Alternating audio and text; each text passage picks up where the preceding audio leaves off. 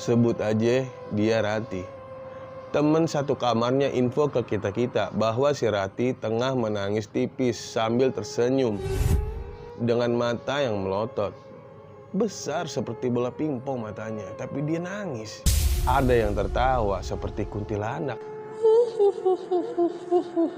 Ada yang seperti macan mengaum. Gitu. Ada juga yang bertingkah menyisir rambutnya sendiri dengan mata yang sangat seram melototin kami-kami. Waduh gila, merinding sumpah.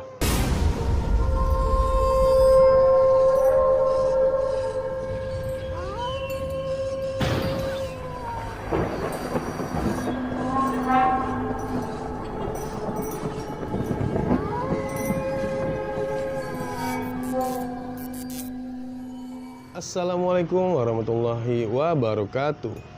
Selamat datang di channel BP Hatta. Pada video kali ini, gua akan membahas seputaran kisah mistis yang gua beri nama Semi Segmen Misteri.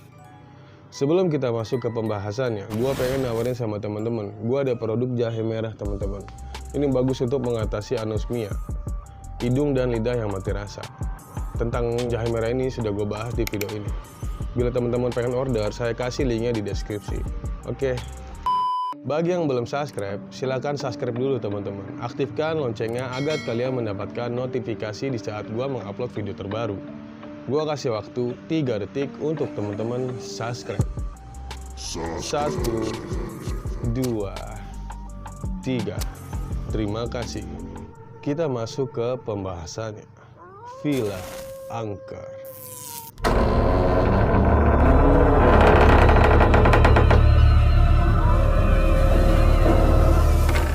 Pada tahun 2012, gue teringat kisah yang gue alamin bersama teman-teman. Waktu itu, atasan gue mengajukan untuk jalan-jalan bersama. Karena libur kali ini agak sedikit lebih panjang dari libur di tahun biasanya. Alhasil, salah satu teman gue kasih ide pada atasan gue. Sebut aja dia Aji. Bagaimana jika kita ke daerah puncak, Pak, mendaki gunung? Di sana teman gue yang satu lagi langsung memotong omongan si Aji. Sebut aja dia Ridwan. Gue kagak setuju jika naik gunung, karena di sini rekan-rekan kita kebanyakan perempuan. Yang ada kita malah menjaga mereka, bukan liburan nanti. Setuju. Jawab dari rekan-rekan yang lain. Si Ridwan ini langsung kasih masukan ini. Bagaimana jika kita kali ini liburan ke villa di daerah Jawa Barat? Di sana tante gue punya villa agak lumayan besar, dengan pemandangan yang sangat sejuk dan asri. Masih alami sekali, plus dinginnya sangat pol, sejuk lah pokoknya. Fasilitas di sana ada kolam renang, halamannya luas, kita bisa barbeque dan bisa buat api unggun di sana. Nanti gue kirimin foto-fotonya lewat BBM. Kata si Ridwan.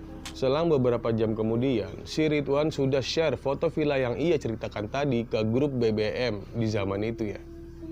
Dan akhirnya rekan-rekan kantor gue langsung pada setuju dong. Karena tempatnya bagus dan fotonya sesuai dengan cerita yang disampaikan oleh si Ridwan.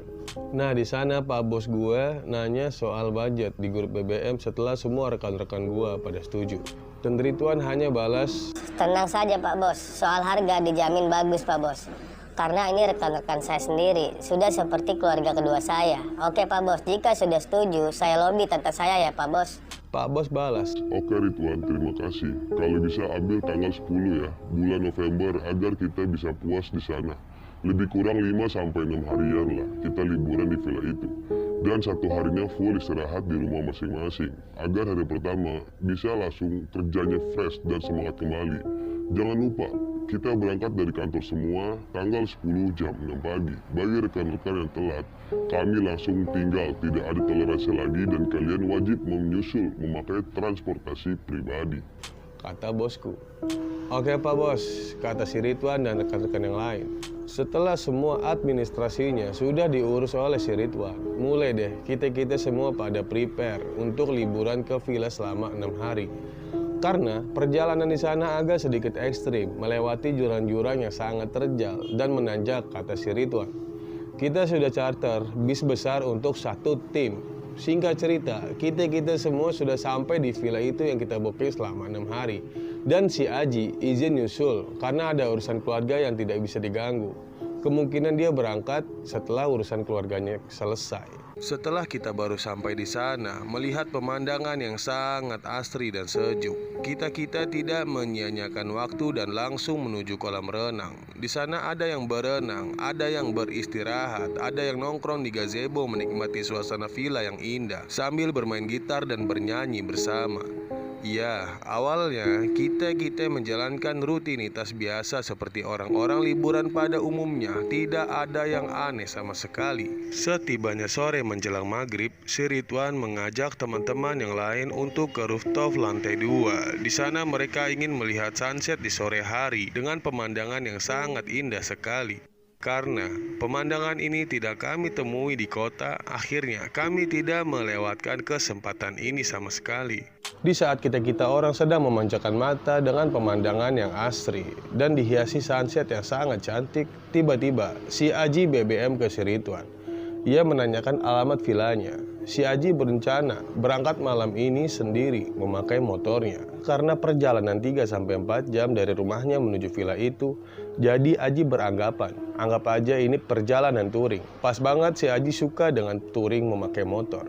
Jadi, jarak segitu sangat pas banget untuk si Aji. Tidak terlalu lama dan tidak terlalu singkat juga. Aji mulai start dari rumahnya selepas sholat isya sekitar pukul 19.30. Lebih kurang jam 8 malam lah dia mulai start dan jalan. Kita orang semua tidak tahu jika si Aji menuju ke villa itu memakai motor. Waktu terus berjalan dan waktu menunjukkan jam 11 malam. Kita semua sedang asyik di halaman kolam renang sambil barbekyuan diiringi musik dengan sound system yang sangat kuat. Sebagian teman-teman di sana ada yang koba minum-minum, ada yang pacaran sama rekan kerjanya dan lain-lain. Ya biasalah. Anak-anak muda di zaman itu, orang kota lari ke desa ditemani pemandangan yang asik dan suasana yang romantis. Gue dan Pak Bos beranggapan tradisi itu normal adanya di kota. Setibanya pagi hari dan teman-teman semua pada tepar karena mabuk semalam. Tiba-tiba si Ridwan kaget, baru teringat jika si Aji dari semalam belum kunjung datang juga ke villa itu. Setelah si Ridwan melihat HP BB-nya, di sana ia kaget. Ternyata ada 28 kali panggilan tak terjawab dari si Aji. Dan si Aji tidak mau info ke grup karena di sana ada bosnya. Soalnya Pak Bos tidak tahu jika si Aji izin agak telat ke villa itu. Panggilan tak terjawab si Aji ada juga di HP BB gua. 11 kali itu. Ya gimana lagi, namanya juga kita liburan, jadi tidak fokus sama HP. Kita semua sedang asik menikmati malam bersama. Ya jadi sorry banget Ji. Gua dan Ridwan berusaha telepon balik ke si Aji pagi hari. Ternyata nomor si Aji sudah tidak aktif. Dan hal itu berkali-kali gua lakuin. Hasilnya nomornya juga masih tetap tidak aktif juga. Kata gua, coba Ridwan lu telepon nomor keluarganya si Aji, ada nggak? Siapa tahu dia balik kanan atau pulang lagi semalam karena nggak ketemu sama alamat villanya. Gue nggak punya nomor keluarganya si Aji bro, kata si Ridwan. Pagi itu suasana mulai genting dan si Ridwan mulai panik dicampur kalut soal keberadaan si Aji. Karena yang dilakukan si Aji di luar jangkauan Pak Bos. Akhirnya gue bagi tugas sama si Ridwan agar Ridwan mencari tahu keberadaan si Aji lewat FB atau mencari keluarganya si Aji yang melalui pertemanan FB milik si Aji. Dan gue berusaha mencairkan suasana bersama rekan-rekan yang lain agar Pak Bos tidak menanyakan keberadaan si Aji nih. Setelah sore tiba, pukul 17.30 atau jam setengah 6-an lah kurang lebih sore, ada satu keganjilan yang dialami oleh rekan gua. Sebut aja dia Iqbal. Dia berusaha menelusuri tiap-tiap ruangan di villa itu agar menemukan suasana atau tempat yang baru. Berhubung villa itu besar banget dan belum semua kamar sempat kita singgahi. Tiba-tiba si Iqbal memasuki ruangan yang berada di bawah tanah bersama rekannya si Abel, berduaan aja. Di sana ada pemandangan yang sangat mengejutkan mereka berdua, bahwa mereka berdua, si Iqbal dan si Abel, dikejutkan dengan menemukan si Aji yang telah terkapar di kamar kosong yang sudah lama tidak dijamah oleh manusia sambil diselimuti kain warna putih. Woi, ini gila, jujur. Akhirnya Mereka berdua lari terbirit-birit untuk menemui kita berdua nih, gue dan Ridwan. Otomatis dong, gue dan Ridwan langsung bergegas menuju lokasi yang diinfo oleh si Iqbal dan si Abel. Setelah gue sama Ridwan sampai sana, ternyata sosok itu benar si Aji adanya. Akhirnya kami bangunkan si Aji, sepertinya ia dalam keadaan pingsan. Setelah kami evakuasi si Aji menuju ruang tamu utama di villa itu, dan rekan-rekan yang lain beserta Pak Bos langsung pada ngumpul di ruangan tamu itu. Dan Pak Bos bertanya, ada apa ini? Kami hanya bisa terdiam, kalut, tidak merespon pertanyaannya si Pak Bos. Di sana hanya Ridwan yang menjawab pertanyaan Pak Bos nih. Pak, nanti saya jelaskan kronologisnya Pak, kata si Ridwan. Azan maghrib pun berkumandang dan si Aji masih belum kunjung sadar. Sampai tibanya jam 9 malam, si Aji tiba-tiba terbangun. Tapi yang gue heran, mata dia masih dalam keadaan tertutup. Dan ia berjalan menuju ruangan yang ia ditemukan tadi sore sama kita-kita orang nih. Akhirnya, kita-kita menarik si Aji dengan kuat agar tidak kesana lagi. Aji, woi kenapa lu Ji? Kata si Abel. Teman-teman semuanya pada kalut nih, pada panik nih kondisi kayak gitu nih. Dan teman-teman yang lain pun mulai ikutan panik melihat tingkah laku si Aji. Akhirnya tepat jam 10:30 malam, teman gua yang perempuan menangis terseduh-seduh. Sebut aja dia Rati. Temen satu kamarnya info ke kita-kita bahwa si Rati tengah menangis tipis sambil tersenyum dengan mata yang melotot. Besar seperti bola pingpong matanya, tapi dia nangis. Wih asli, kejadian itu membuat gue dan rekan-rekan yang lain merinding dan parno. Akhirnya mulai deh, satu persatu rekan gue mulai mengeluarkan gelagat yang aneh. Ada yang tertawa seperti kuntilanak. Ada yang menangis tipis, si Rati tuh. Ada yang seperti macan mengaum gitu.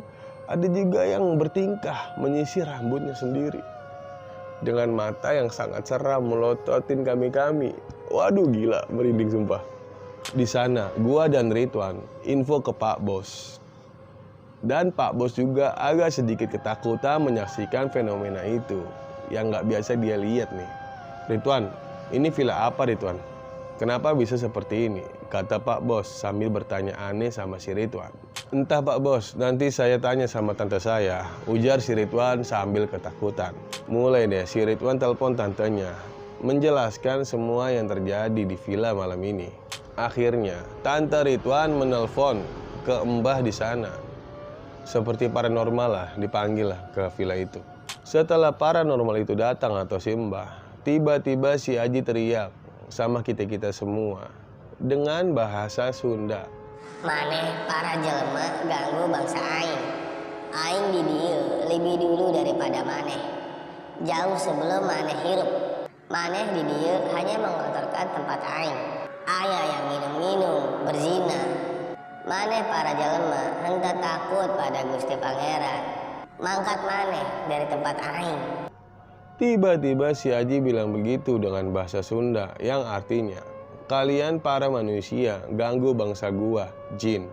Gua di sini lebih dulu ada daripada kalian semua. Jauh sebelum kalian lahir, kalian di sini hanya bisa mengotorkan tempat ini saja. Ada yang mabuk-mabukan, berzina. Kalian para manusia tidak takut dengan Allah. Pergi kalian semua dari tempat ini. Wih, langsung dong pada ketakutan nih kita diancam nih sama jin itu. Ditambah di sana yang sadar hanya beberapa orang saja. Yang pertama Pak Bos, gua, Ridwan dan Iqbal. Sisanya pada kesurupan semua. Gila gak lu? Wah. Gue dan Pak Bos langsung main lihat-lihatan. Dan Pak Bos langsung bilang sama si Ridwan bahwa malam ini kita check out, balik kanan, liburan di rumah masing-masing. Kacau nih villanya tante lu Ridwan, kata Pak Bos. Paranormal itu mulai mengeluarkan jurus-jurusnya. berniat menyadarkan rekan-rekan yang serupa nih. Akhirnya paranormal itu angkat tangan, bilang sama kita-kita orang, "Maaf Pak, Mas, Akang, untuk kali ini saya tidak sanggup mengatasinya. Saran saya segera tinggalkan tempat ini," kata paranormal itu nih. Ia berbicara sambil mengatur pernapasan serta dilumuri keringat jagung yang keluar dari kepalanya. Akhirnya gue kalang kabut sama si Ridwan. "Buru-buru," kata Pak Bos, "suruh telepon supir bis yang kita booking bahwa ada kegiatan dadakan kita pulang malam ini." Otomatis si Ridwan langsung telepon supir bis agar jemput kita malam ini. Ternyata supir bis itu tidak bisa, ia sedang di luar kota karena sedang menjalankan tugasnya, nyupirin. Ya wajar sih, karena kita booking bis itu tanggal 10 nih, pagi. Dan perjanjiannya dijemput tanggal 15 sore. Ini baru tanggal 11, menjelang tanggal 12, sudah minta jemput. Wajar supir itu nggak bisa, karena di luar perjanjian. Setelah kita rundingan bersama Pak Bos, akhirnya si Ridwan disuruh mencari bis yang bisa mengantar kita ke kota malam ini juga. Di sana si Ridwan meminta ditemani sama si Iqbal. Akhirnya gue bertiga dong di villa itu. Pak Bos, paranormal itu, dan gua. Sama teman-teman gua yang sedang kesurupan semua.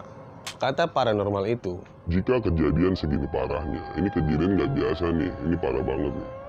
Kemungkinan di antara kalian, mas-mas atau mbak-mbak semua, ada yang melanggar larangan yang dibuat di villa ini." "Larangan apa tuh Pak?" kata gua. "Iya gua nggak tahu soalnya, si Ridwan nggak ada ngomong apa-apa."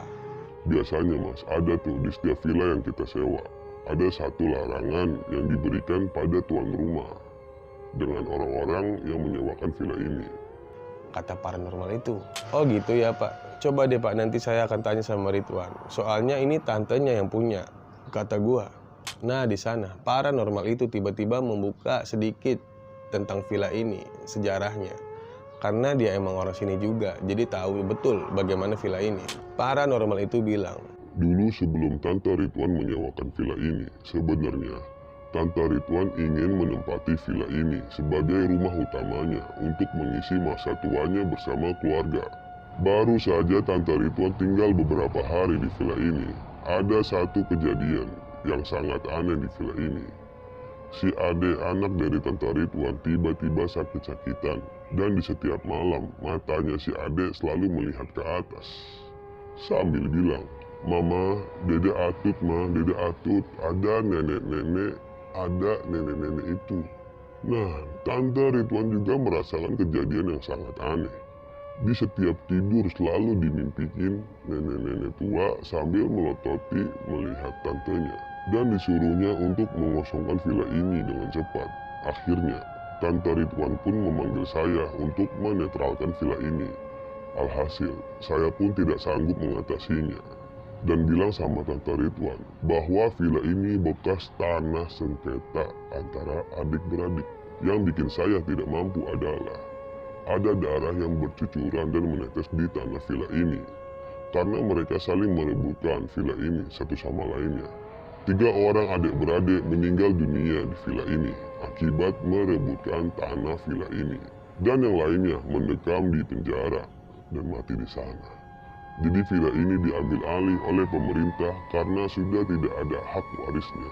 Akhirnya, Tante Ridwan memenangkan lelang villa ini dengan harga yang jauh lebih murah dari harga villa pada umumnya di daerah ini. Setiap ada yang menyewa menempati villa ini, selalu ada saja kejadian aneh yang terjadi seperti kejadian saat ini.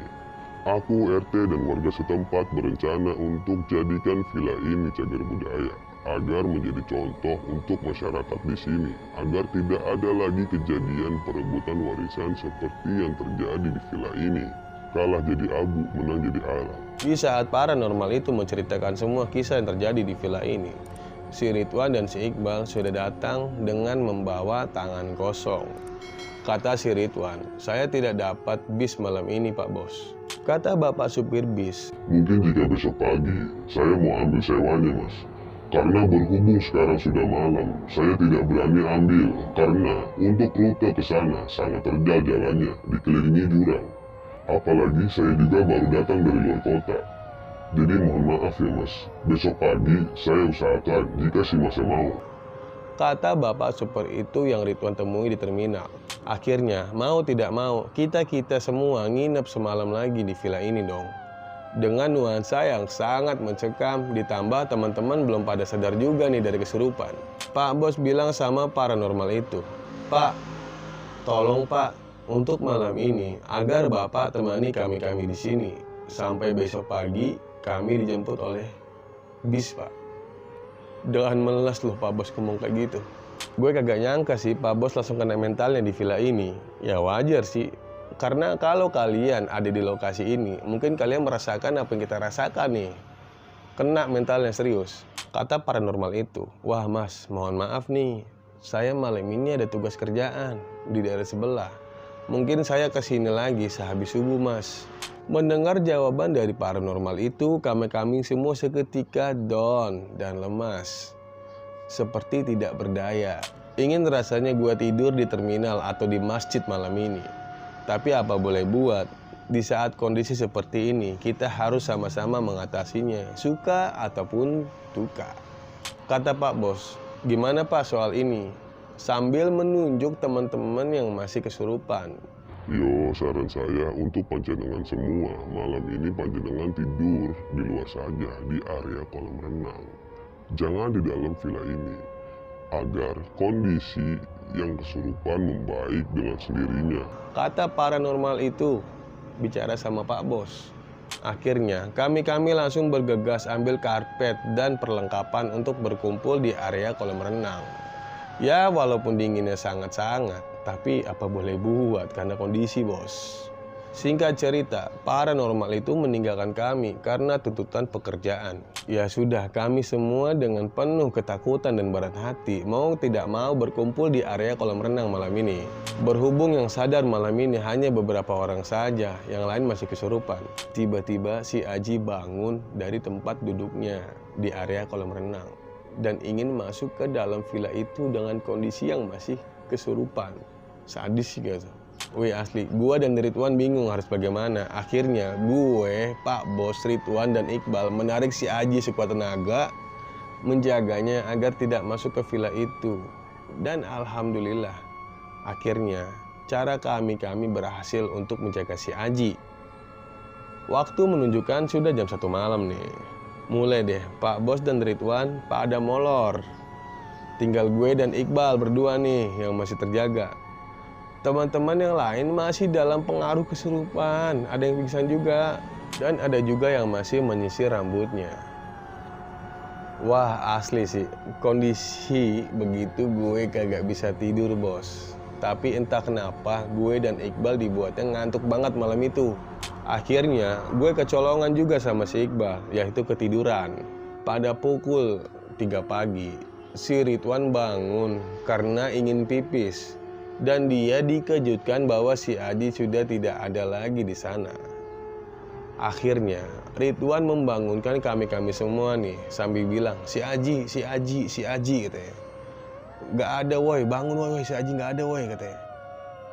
Gue, Pak Bos, dan Iqbal langsung terbangun dan bangkit dari tidur karena suaranya si Ridwan yang begitu panik dan ngagetin banget suara dia. "Kenapa lu Wan?" kata gue. Si Aji bro, si Aji gak ada," kata si Ridwan. Bener loh, si Aji kagak ada di sana. Akhirnya gue bersepakat untuk mencari si Aji ke dalam villa itu bersama-sama.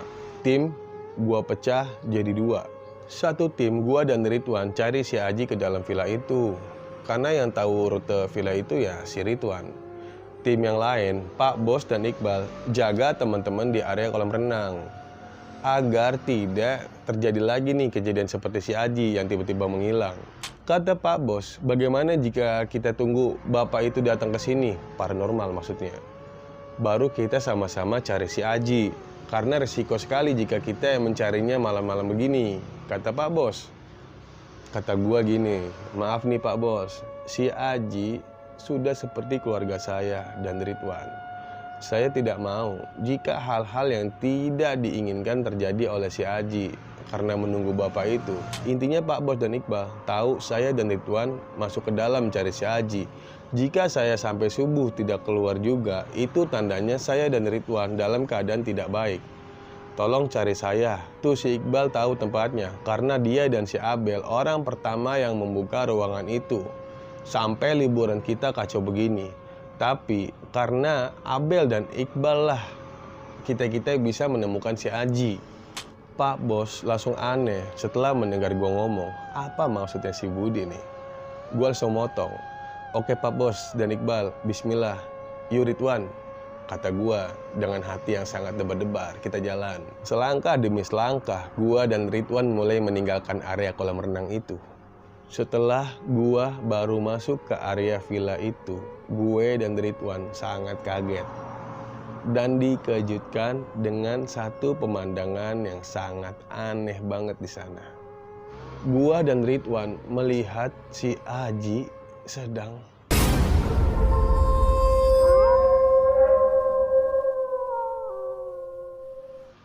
Wah gimana, kita lanjut lagi ke part 2 teman-teman, karena durasinya panjang banget.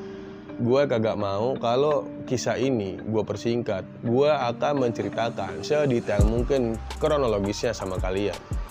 Jangan lupa subscribe channel ini agar gue lebih semangat lagi untuk upload konten atau buat video. Mohon maaf jika ada salah-salah dalam berucap atau kurang pas dalam menyampaikan. Saya BP Hatta, izin pamit undur diri dulu. Wassalamualaikum warahmatullahi wabarakatuh. Sampai ketemu di video selanjutnya. Bismillah.